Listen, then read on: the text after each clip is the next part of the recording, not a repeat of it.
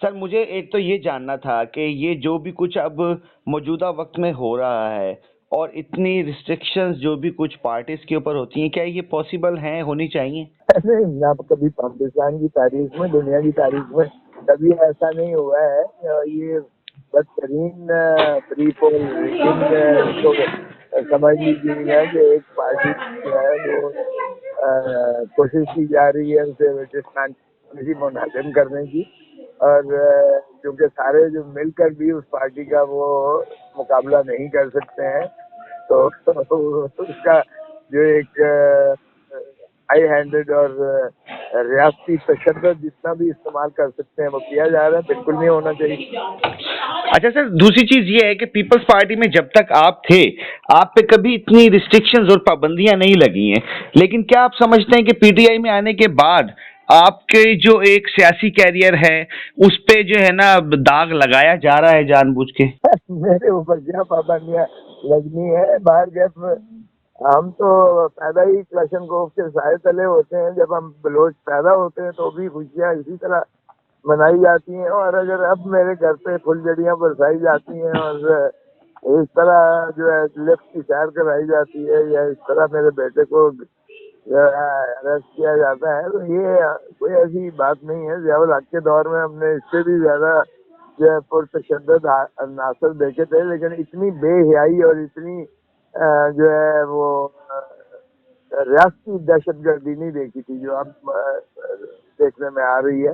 تو یہ اس وقت تو 25 کروڑ عوام کو ہی جو ہے پابند سلاسل ایک محبوس کر دیا ہے. ایک گھٹن کی سزا ہے. اس میں جمہور کے حق ان کو حق نہیں دیا جا رہا عوام کو ان کا ریاست پر جو ہے ریاستی ادارے بنانے پر اور یعنی پاکستان پر حکمرانی کا حق نہیں مل رہا. تو یہ تو میرے اوپر اکیلے پر نہیں ہے.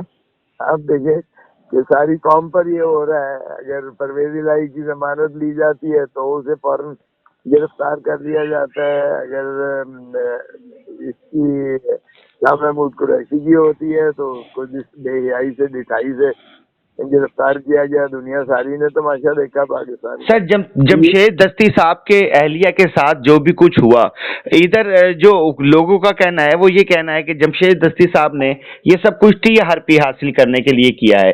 آپ کیا سمجھتے ہیں اس بارے میں؟ دیکھیے مجھے تو کسی پر کوئی اس قسم کی حق نہیں ہے کہ میں کروں، لیکن یہ تو میرے آپ کے سب پاکستان کے نوٹس میں ہے کہ انہوں نے چادر اور چار دیواری کو جس طرح سے پامال کیا ہے اور جس طرح سے انہوں نے مستورات کو تشدد کا نشانہ بنایا ہے، آج بھی وہ پابند سلاسل ہے عورتوں کے ساتھ. اور پشاور ہائی کورٹ کا کل دیکھیں کہ چیف جسٹس سے کہا گیا ہماری روایات میں نہیں ہے کہ کسی خاتون کو ہم گرفتار کروائیں، اور کیا یہ اس طرح سے سلوک ہوتا ہے. تو یہ تو ایک ایکنالج اس وقت ہے کہ یہ ضیاء الحق سے بھی زیادہ متشددانہ جو ہے نہ جمہوریت ہے اور نہ ہی اس میں جو ہے مارشل لا ہے. یہ گلو بٹوں کی حکومت ہے. یہ پی ڈی ایم کا تسلسل ہے. 6 ایکڑ نہیں 6 ایکڑ ہے، اور الیکشن کمیشن ان کی پوری سہولت کار بنی ہوئی ہے. سو اگر قوم کو یرغمال بنایا ہوا ہے تو میں کیا کہہ سکتا ہوں کہ کون سی بات مجھے تو پھر یہی لگے گا کہ یہ بھی اس کا جو ہے شاستانہ ہے جو اس قسم کا تشدد کیا گیا ہے، اور یہ ایک ہیلے بہانے سے اپنے جو ہے ظلم اور بربریت کو چھپانے کے لیے یہ اس پر ڈال دیا ہے. کوئی اپنی بیوی کو اس طرح سے بے حرمتی جو ہے مشتعری منادی کروائے گا، مجھے تو کم از کم یہ سمجھ نہیں سر آتی ہے. سپریم کورٹ کے حکم کے مطابق، سپریم کورٹ کے آرڈر کے مطابق نواز شریف صاحب مجرم قرار پائے تھے، اور اب ان کے کاغذات بھی جمع ہو گئے اور پی ٹی آئی کے وکلا سمیت باقی تمام جو کینڈیڈیٹ تھے ان کے کاغذات مسترد ہو رہے ہیں. اس بارے میں کیا کہیں گے؟ لیکن جس شخص کو سپریم کورٹ نے خائن اور وہ جو ہے قرار دے کر کہ وہ صادق اور امین نہیں ہے، اور اس کو عمر بھر کی اس پر بندش لگی کہ وہ سیاست بھی نہیں کر سکتا، کسی سیاسی جماعت کا وہ جو ہے عہدیدار بھی نہیں ہو سکتا ہے، اس پہ سبکدوشی ہوئی اور بعد میں اکاؤنٹیبلٹی کورٹس میں سزائیں بھی ہوئیں. وہ تو ماشاء اللہ ضلع سبحانی چوتھی مرتبہ وزیر اعظم بننے کے خواب دیکھ رہے ہیں، اور ان کے تو کاغذات نامزدگی بھی منظور کر لیے جاتے ہیں. اور دوسری طرف جس کو انہوں نے امین، جس کو انہوں نے کلین چٹ دی کہ یہ صادق بھی ہے، امین بھی ہے، اور وہ جیل میں پڑا ہوا ہے اور اس کے اوپر پابندیاں لگی ہوئی ہیں، وہ الیکشن بھی سمبل بھی اس کا چھن جاتا ہے. تو یہاں عجیب عجیب وہ ایک قسم کی نئی جورسپروڈنس بن رہی ہے. میں اس کا کیا کہتا ہوں سر، تو یہ ہماری بیوروکریسی کی نااہلی نہیں سمجھتے آپ اس کو؟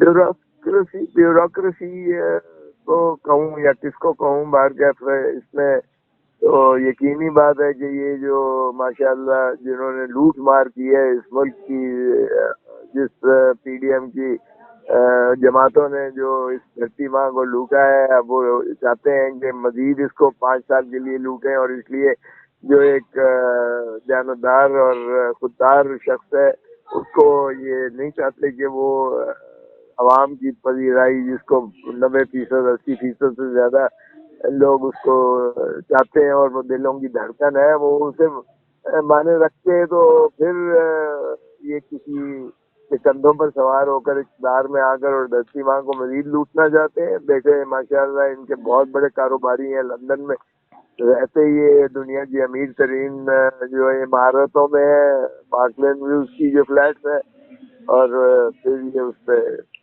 ریل و مانی بھی نہیں بتاتے اور بڑی ٹھیکائی سے یہ کہتے ہیں کہ ہماری نہیں ہے. تو پھر کس کی ہے؟ رہتے بھی وہاں ہو، پریس کانفرنسز کرتے ہو، وہاں سے تمہیں جو ہے سزا یافتہ ہونے کے باوجود ریڈ کارپیٹ جو ہے پروٹوکول ملتا ہے، بایو میٹرک مشین جو ہے وہ ایئرپورٹ پر چل کے آپ کے سواگت کرتی ہے. تو جانے اس کو کیا کیا کہا جائے، باہر کے آپ کے سامنے ہی ہے. سر، پی ٹی آئی عہدیدار ہونے کے ناطے کیا پیغام دینا چاہیں گے جاتے جاتے؟ میں کہوں گا یار ملک کو خدا را دھرتی ماں سے پیار کرو، عوام کو اس کا حق دو، اور شفاف اور fair and free and transparent elections کرواؤ، اور آئین پر عمل داری کرتے ہوئے پاکستان کو پھولنے پھولنے دو، پاکستان کی جمہوریت کو چلنے دیں، اور بجائے اس کے کہ اس کو آپ نے جو ہے ایک اپنی لوٹ مار کی ہم آج گاہ بنا کر تجربہ ابھی تک تجربے ہو رہے ہیں، ہائیبریڈ ڈیموکریسی ہو، کنٹرول ڈیموکریسی ہو، ڈکٹیٹرشپ ہو، ملٹری رول ہو، صدارتی نظام ہو یا پارلیمانی ہو، بس کر دیں یار، اس سے کھلواڑ کرنا بند کر دیں اور پاکستان کی محبت کر سیکھیں. بہت شکریہ سر، بہت شکریہ سر، تھینک یو سو مچ.